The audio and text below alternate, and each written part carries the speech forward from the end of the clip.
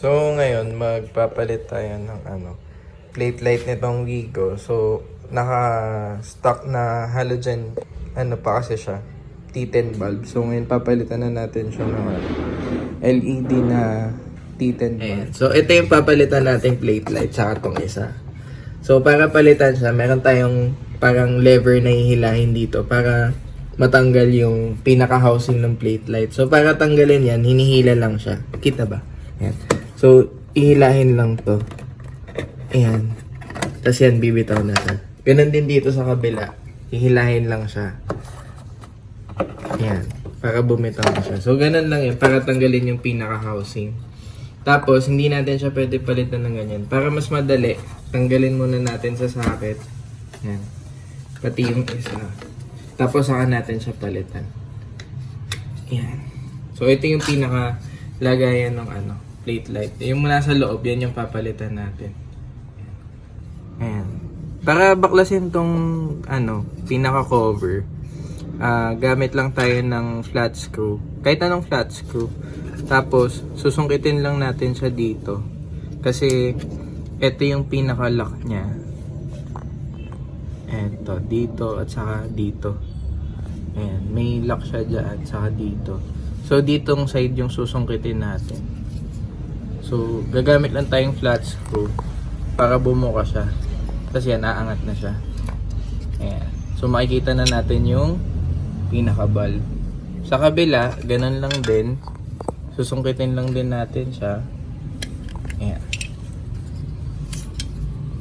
Ayan. Makikita na rin natin yung pinaka-bulb. Tapos, para tanggalin yung bulb, huhugutin lang siya. Ayan. So, pwede na natin ilagay yung LED natin na bulb. Ayan. So, ikakabit na natin yung LED na bulb. So, ito yung LED natin na bulb na nabili. So, ilalagay na natin siya dito. Para ilagay siya, isusuksok lang din natin siya dito. Ayan. So, ayan yung suksukan ng bulb. So, isusuksok lang din natin siya. Ayan, ganyan. Tapos, sa kabila, ganun din. Tapos, before natin ikabit yung cover, testingin muna natin sa socket kung iilaw ba yung bulb.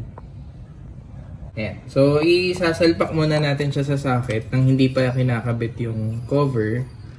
So, ayan. Pati sa kabila, kabit muna natin. Ayan. Tapos, testingin natin kung iilaw siya. Babahin ko yung park light.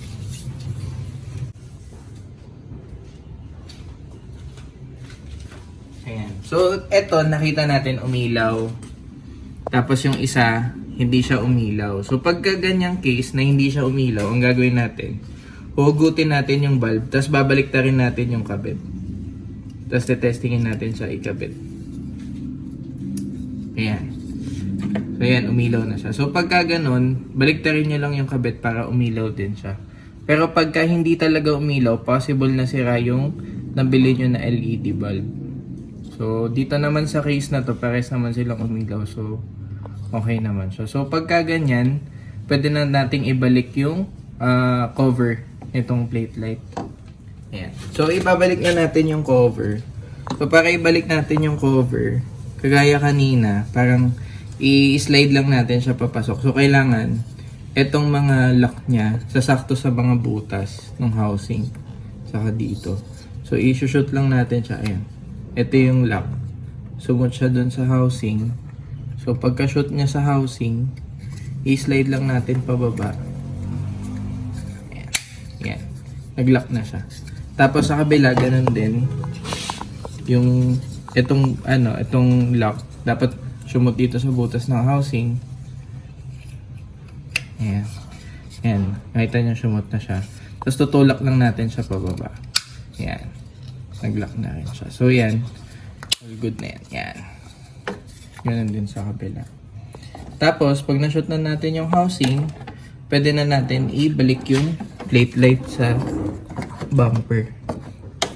So para ibalik siya, ito yung kailangan yung unang i-shoot. So, shoot nyo siya dyan.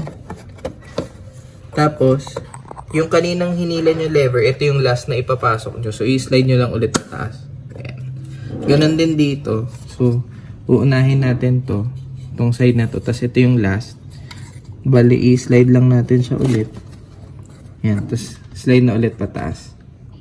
Ayan. So, yan. All good na siya. Ngayon, tetestingin natin siya ulit kung iilaw siya.